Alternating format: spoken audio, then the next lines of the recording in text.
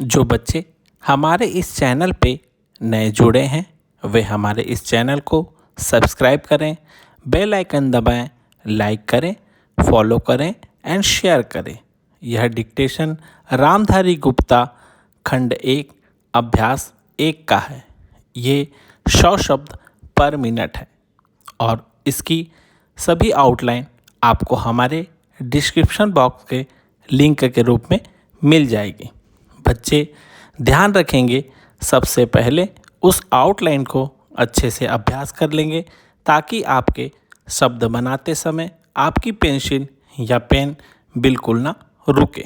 जो छत्तीसगढ़ से इस स्टेनो का एग्ज़ाम दे रहे हैं उनके लिए ये डिक्टेशन बहुत ही महत्वपूर्ण होगा। तो आइए शुरुआत करते हैं।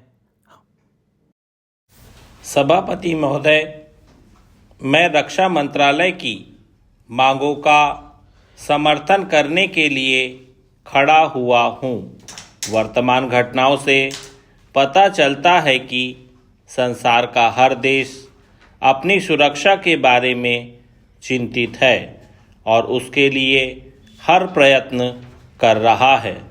इस दृष्टि से अन्य देशों की तरह हमारे देश में भी रक्षा मंत्रालय का महत्व है।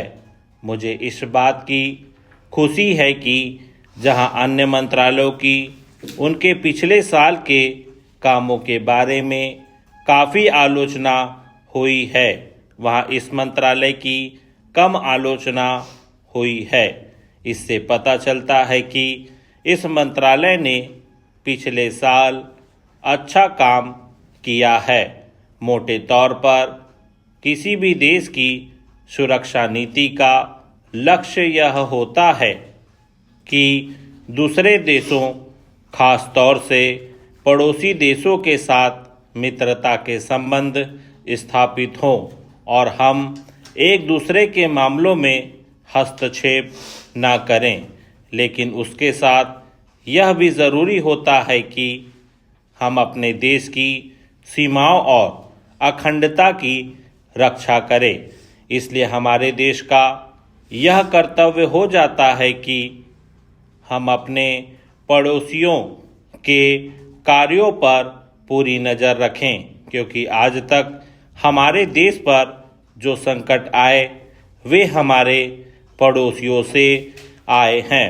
1965 में पाकिस्तान के साथ जो लड़ाई हुई और उसके बाद ताशकंद में जो समझौता हुआ वह सिर्फ कागज़ पर ही रहा।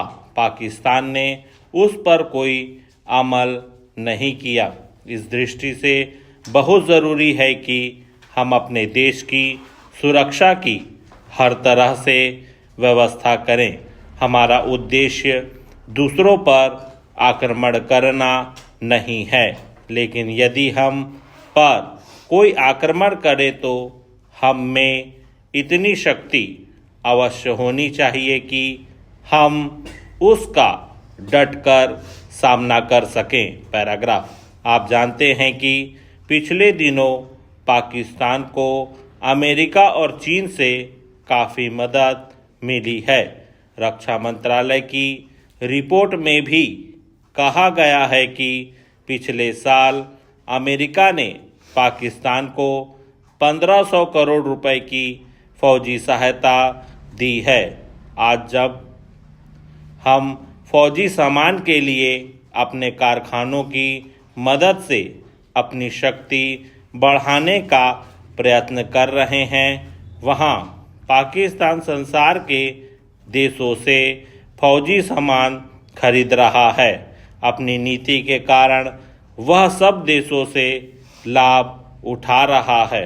मेरा सुझाव है कि हमको भी अपनी शक्ति बढ़ाने के लिए संसार के अन्य देशों से अधिक फौजी सामान खरीदना चाहिए।